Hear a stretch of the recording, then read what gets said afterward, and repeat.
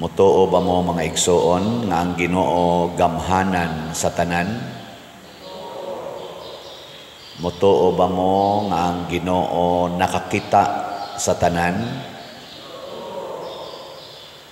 Mutuo ba mo nga ang Ginoo mahinumdom sa tanan? Very good, children. Ang Ginoo nagsulti sa atong ebanghelyo karon og importante kaayo nga mga kaning balaod niya. Matod pa niya diri, pag maluluyon mo aron kaluy-an sad mos Ginoo. Nya kay nakahibaw man siya sa tanan, nakatimaan man siya sa tanan. Sa ato pa nahibaw-an gid niya ang atong binuhatan, bisag ni simba taron dinhi, ako nagmisa ko, nahibaw-an gyud Ginoo og maluluyon bata. Iling niya imong tupad ing na maluluyon ka.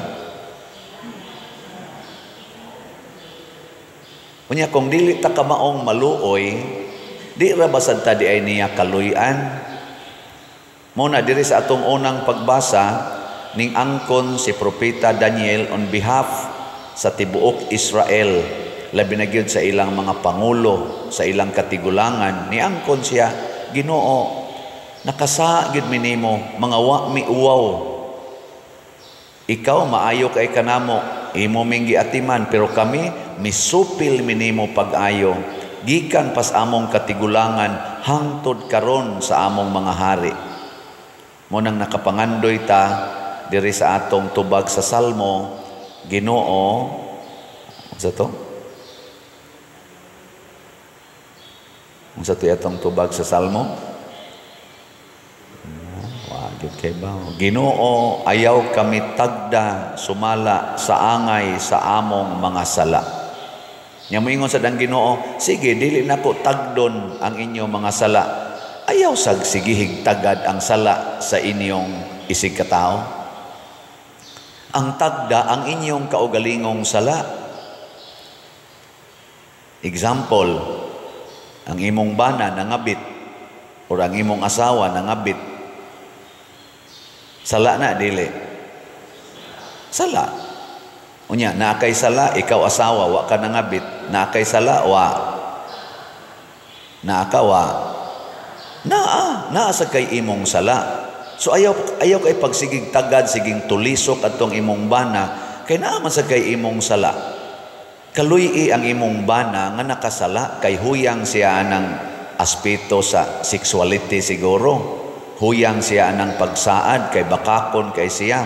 Ang iyang gisaad nimo, for better or for worse, in sickness and in health, sa panamo sa, for richer or for poorer, till death do us part. Unya mo tabok dahil siya ngadto sa silingan, huyang siya diha. Kay naamang kitay kahuyangan, di man tanan atong gisaad atong tumanon, di ba? Ngilingi ay mong tupad, ing natanan ni mong saad, gituman gid nimo. Ing nako no. Inagituman gid nimo, tanan gid nimong gisaad. Unya kung naay tao nga dili mo tuman sa saad, masuko dayon ta. Ayaw lang, maluoy ta.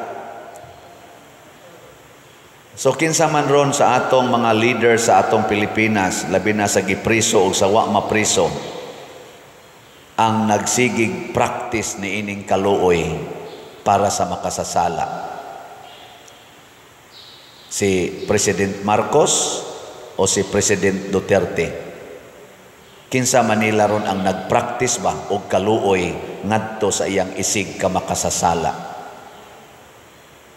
Naipipila ka mga statements nga atong makita sa social media.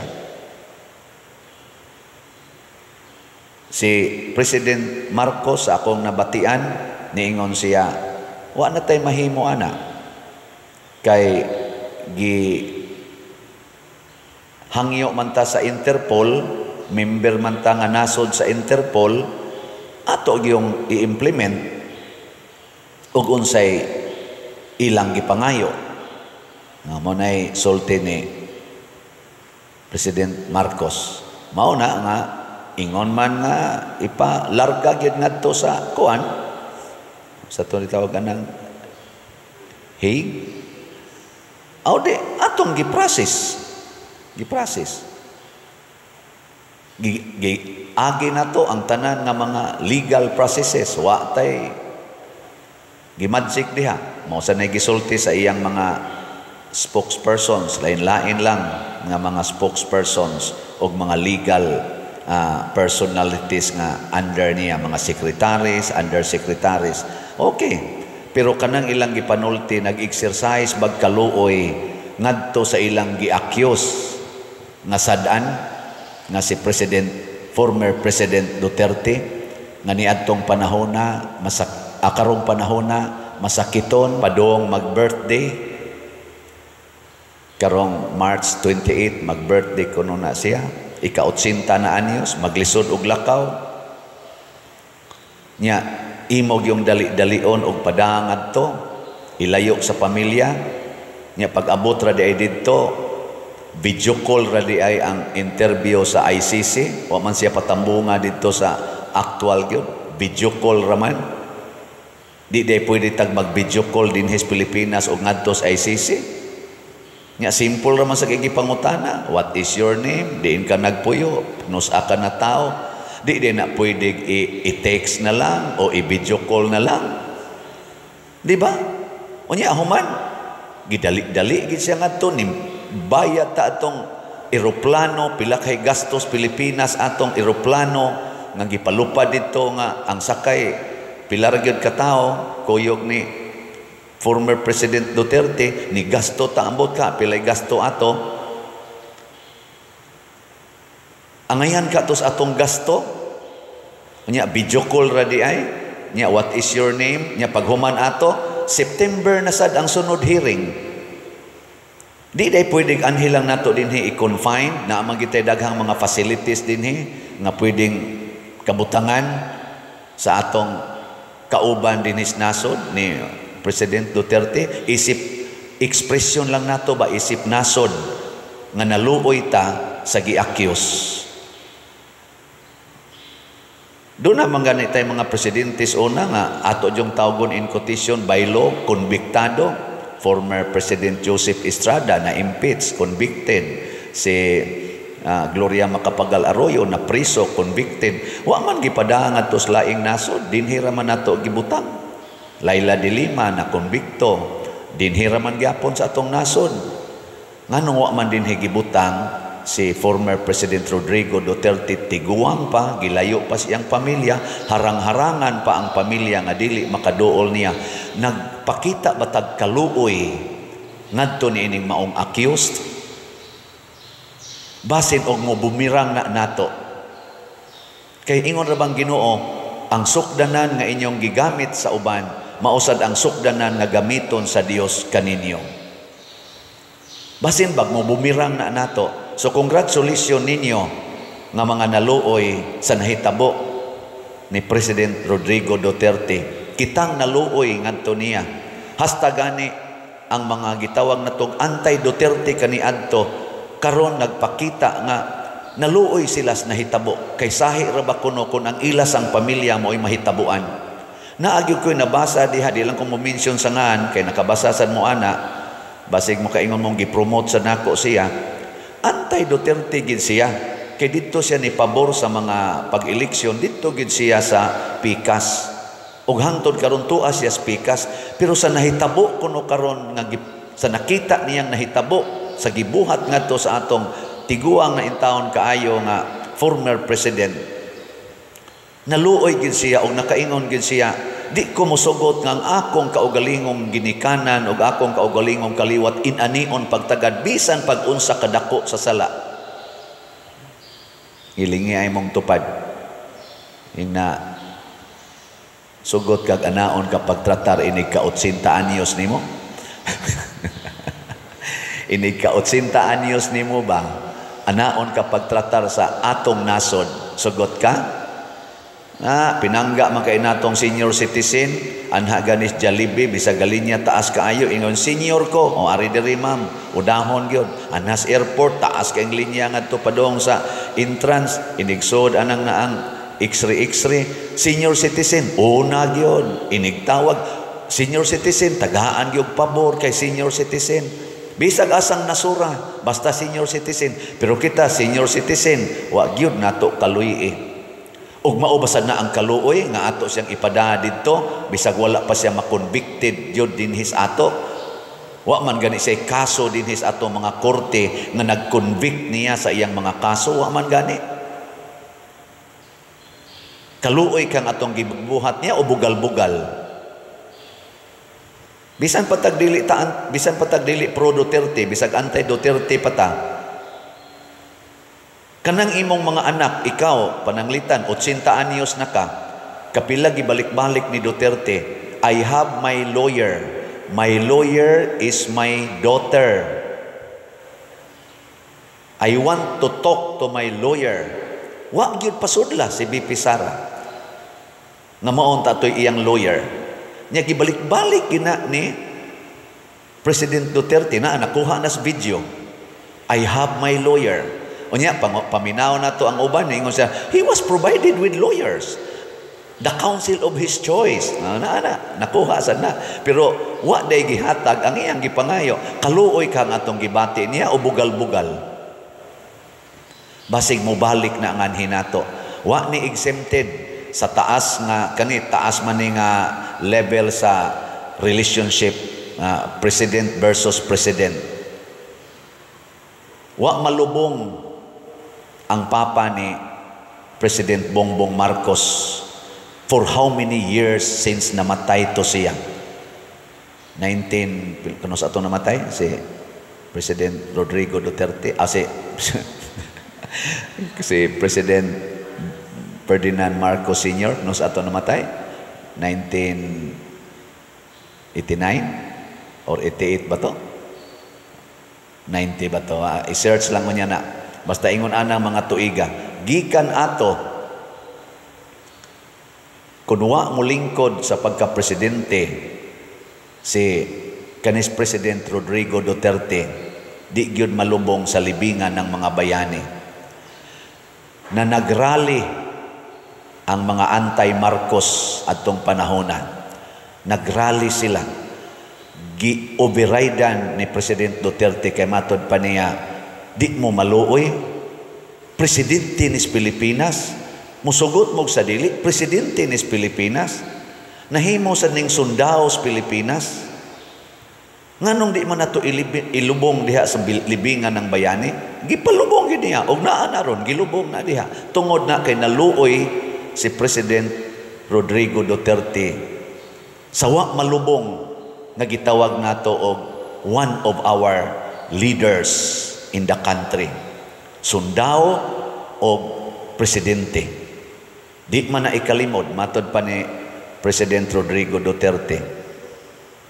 Naluoy siya. Hinaot unta makadawat sad siya sa susamang kaluoy, gikan aning pamilya nga iyang gikaluyan. Di ba?